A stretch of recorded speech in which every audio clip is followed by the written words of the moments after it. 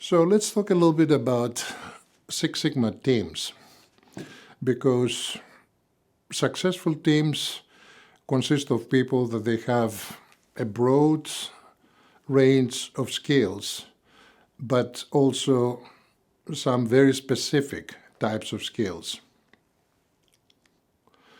So you need a team leader, and team leader, as the term implies, leads the team, leads the project team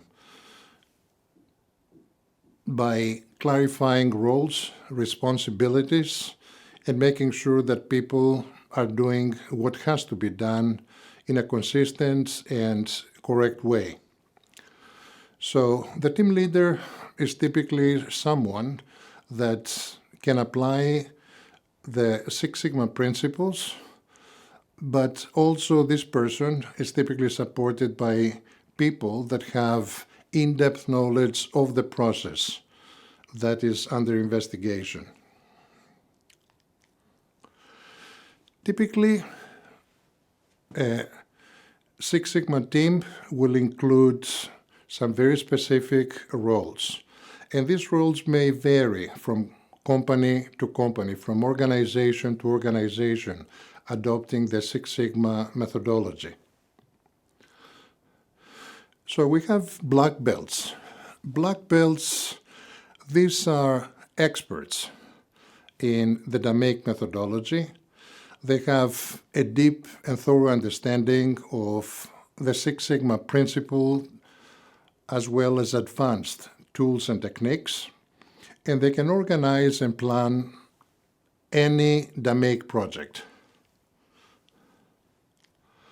Green belts, these are people that they have a good understanding about how the DMAIC methodology works in terms of principles, tools, and techniques. And green belts typically either they manage their own DMAIC projects that are typically narrow in scope and short in duration, or they act as team members in order to support black belts. Supporting staff, they're typically yellow belts. Members of staff that have a basic understanding about the Six Sigma principles, tools, techniques, and the methodology.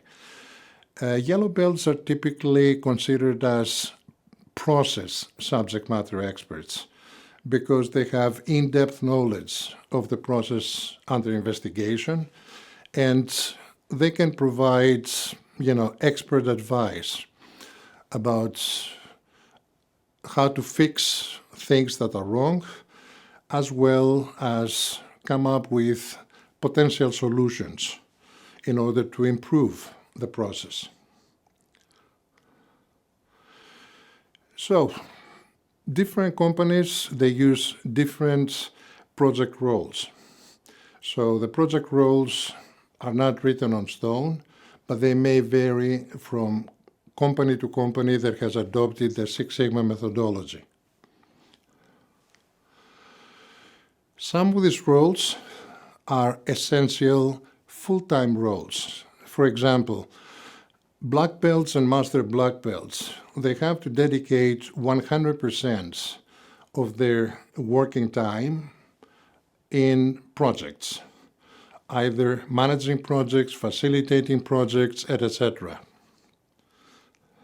Some other roles may be more of a temporary nature. In other words, you may have project team members that they come and go on a need-to basis. When we talk about the team leader is responsible in order to set up the project team, set up the project control documentation, and making sure that each stage of DMAIC is completed correctly, in the correct sequence, and also the proper deliverables are created and delivered. Sometimes it can be the facilitator, sometimes it can be the project manager.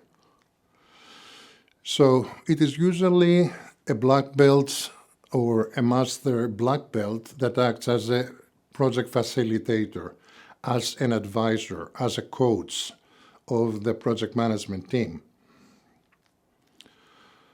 They coach the team in the Six Sigma process.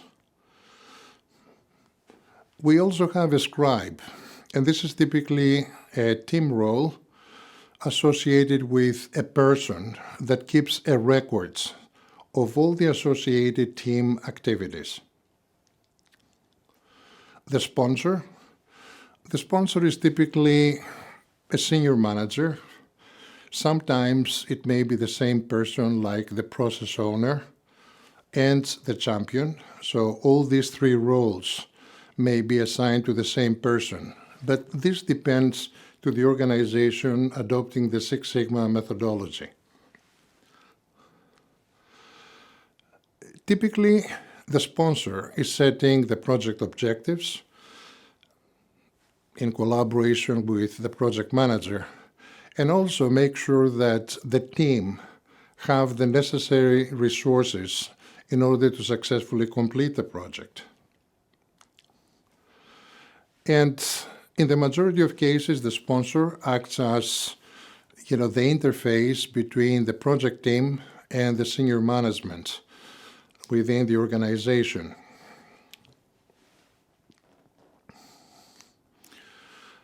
Another role is the champion. A champion is an executive sponsor that is associated with a specific Six Sigma project.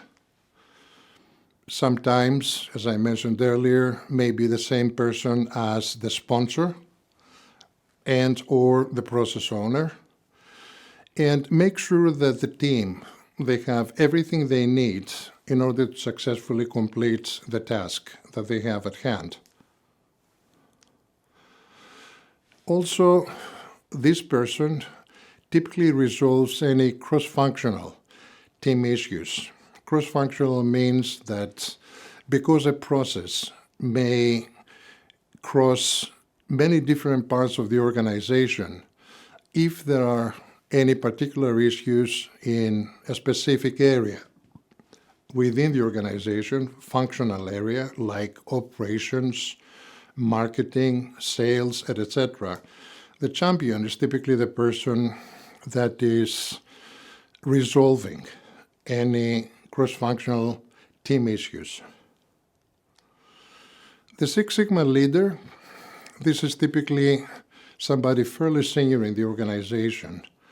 It may be a master black belt, actually, who is responsible for developing and cultivating a Six Sigma culture across the entire organization.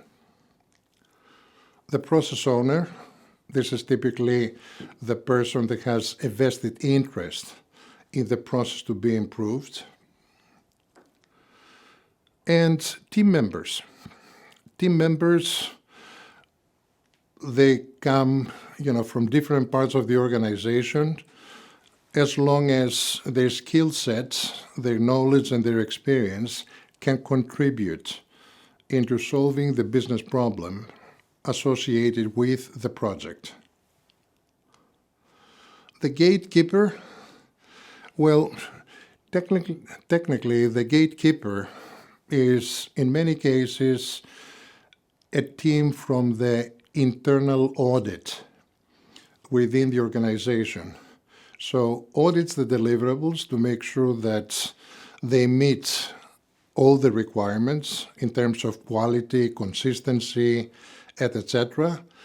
And typically, this person is comparing deliverables against the requirements set up by the customer and by the key stakeholders. And finally, senior management.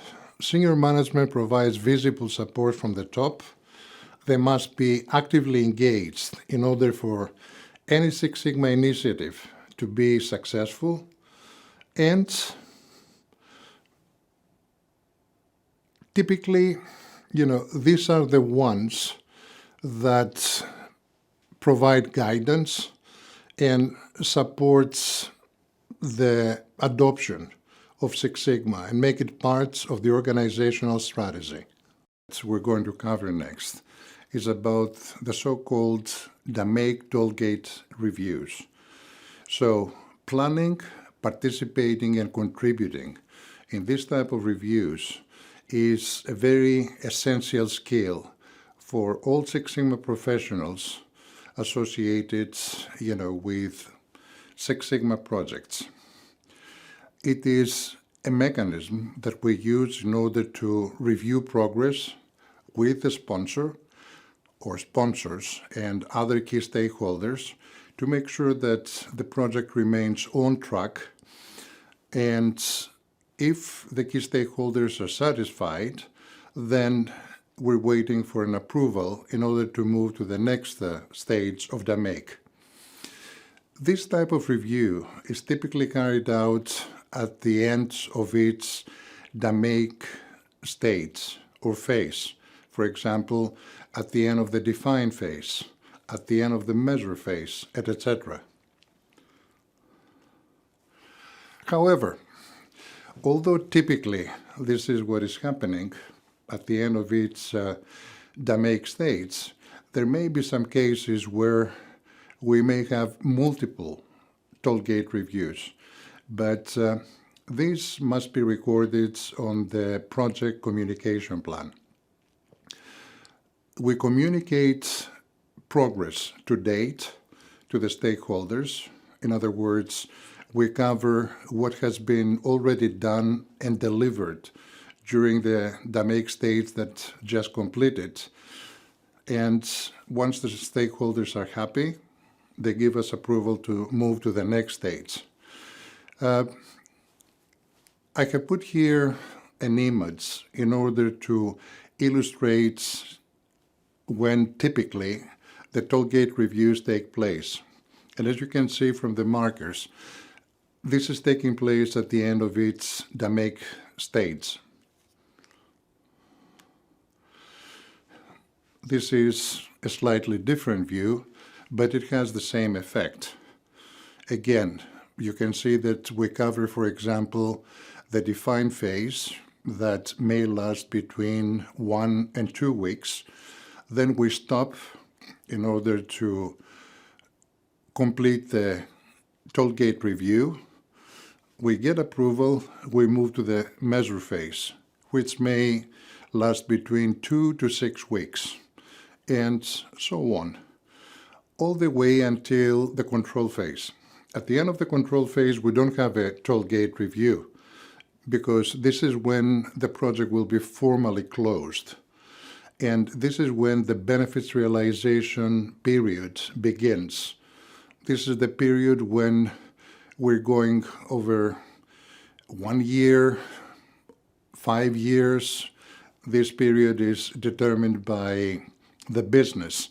We're going to evaluate what were the actual benefits associated with the project. So, tollgate reviews ensure several things. First, that the project team is following the process. Second, that the DMAIC tools and techniques for each of the stages has been selected and has been applied correctly. The team has all the required resources in order to complete the project. The project is on schedule for successful completion. And finally, the team is fully engaged in the project and it is making progress. So, let's have a look at a guide that is very useful for the project team to follow in order to prepare for a DMAIC tollgate review. Just to recap, the DMAIC project team comprises of several people that have different skill sets, and these skill sets typically complement each other.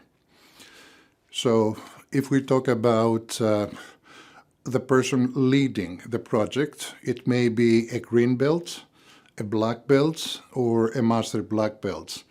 It depends on the scope and the complexity of the DMAIC project. Now, your goals to participate and to contribute to Tollgate Reviews are as follows. First, you inform your sponsor and your key stakeholders about the progress made up to date. Second, there's going to be a Q&A session where the key stakeholders may ask some questions, and the project manager or the project lead should be able to answer these questions. This is an opportunity in order to seek help from key stakeholders in order to remove any roadblocks that may be hindering the progress of the project. And finally, we're seeking permission in order to move to the next stage of DMAIC. This is a sample Tollgate review preparation set of questions. I'm not going to go through them, but if you read the questions, you will understand what type of information exchange should take place between the team members participating in the project in preparation for the Tollgate review.